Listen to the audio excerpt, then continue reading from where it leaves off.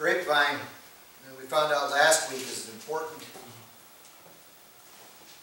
bit of imagery in Israel's history because it has to deal so much with their economy.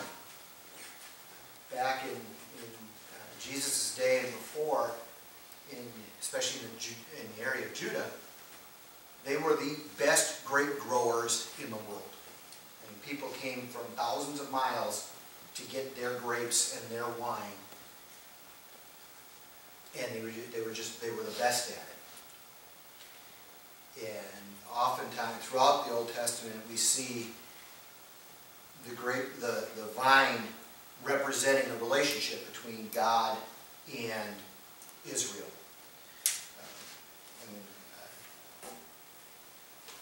Tonight, when I say Israel, I really mean both tribes, or both kingdoms, both the northern kingdom and the southern kingdom.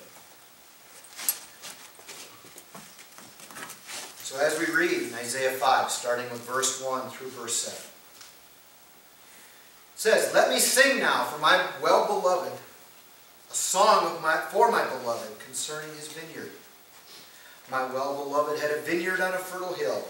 He dug it all around, removed its stones, and planted it with the choicest vine. He built a tower in the middle of it, and he also hewed out a wine vat in it. Then he expected it to produce good grapes, but it only produced worthless ones. And now, O inhabitants of Jerusalem, men of Judah, judge between me and my vineyard. What more was there I could have done for my vineyard that I have not already done to it? Why, when I expected it to produce good grapes, did it produce worthless ones? So now, let me tell you what I am going to do to my vineyard. I will remove its hedge, and it will be consumed. I will break down its wall, and it will become trampled ground. I will lay it waste. It will not be pruned or hoed, but briars and thorns will come up. I will also charge the clouds to rain no rain on it. For the vineyard of the Lord of hosts is the house of Israel, and the men of Judah his delightful plant. Thus he looked for justice, but behold, bloodshed. For righteousness, but behold, a cry of distress."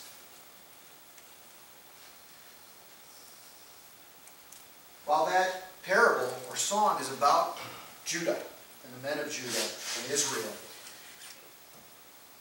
it can be applied to the church today. Amen. And let me tell you, folks, the American church is in trouble. Yes. We are at risk for experiencing the full wrath of God, just like Israel did. Yes, even as great as America is, as strong as the church has been in America, and as strong as it really still is today, we are still at risk at experiencing his wrath because of the behavior of the church.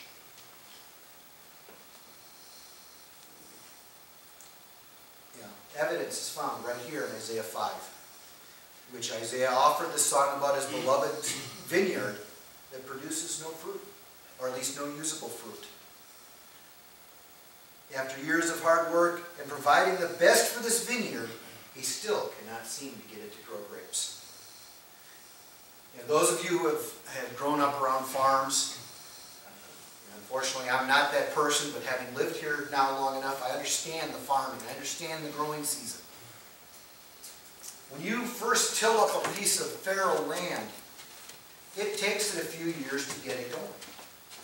The first year you don't really expect much out of it.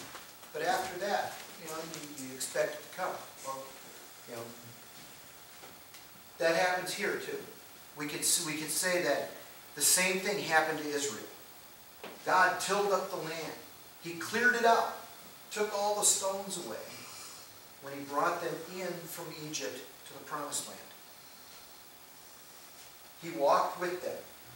He told Joshua, "Be a man of courage, for everywhere you put your step, I will be with you."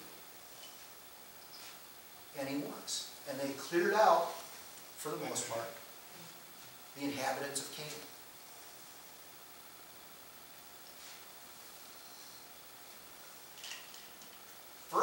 it's easy to look back at this song and say that Isaiah's beloved is obviously God.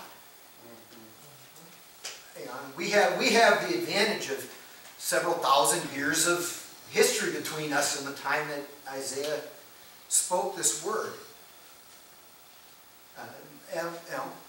Even a cursory knowledge of the Bible would tell us that the vineyard is Israel. But for the people of his time, they would have looked at it and said, okay, he's going to sing a love song about his wife. Wait a minute, he's going to sing about a vineyard? What's his wife got to do with a vineyard? Well, that's just it. Nothing. He's singing a song, a parable. He's singing a parable to them about themselves.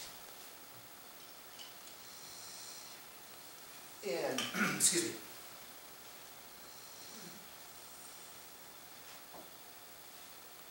And it's unfortunate, but even today, most people aren't going to, look outside their windows and say that that land that their house is built on, that they bought, belongs to God.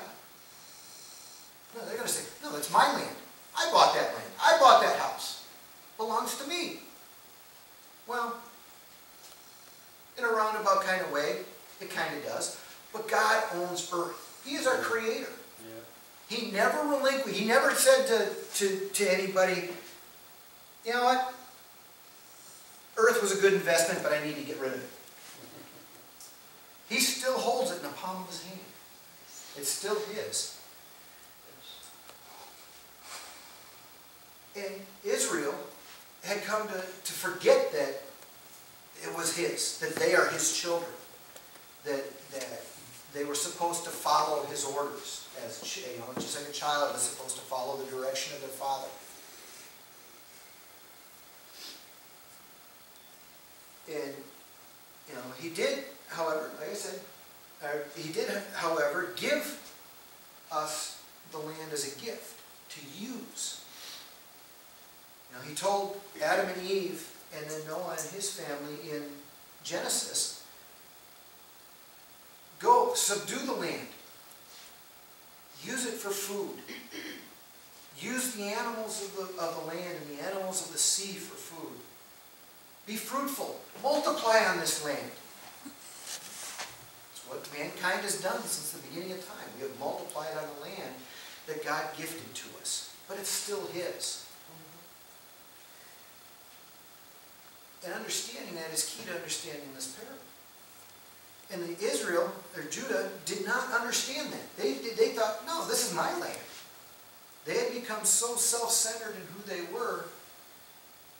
This is my land. I'm not going to give it up. So they looked at this story as just another farmer when they first heard it. And as you're going through it, you just, oh yeah, okay, so you had trouble with the land. It didn't grow quite the way you wanted. Farmers, probably in their heads are going, today would be going, well, his pH was probably off, the temperature wasn't right, didn't have enough nitrogen in it, or any of that other stuff. But it also says in there that he provided the very best for that land. Right. He gave it the fertilizer it needed. He cleared out the rocks and the stones. He built a hedge around it to protect it from animals and from other people.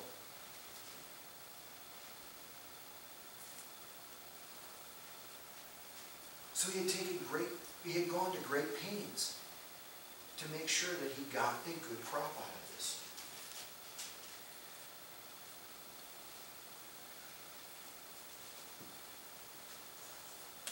And that's what we learned from verse 2. He dug it out.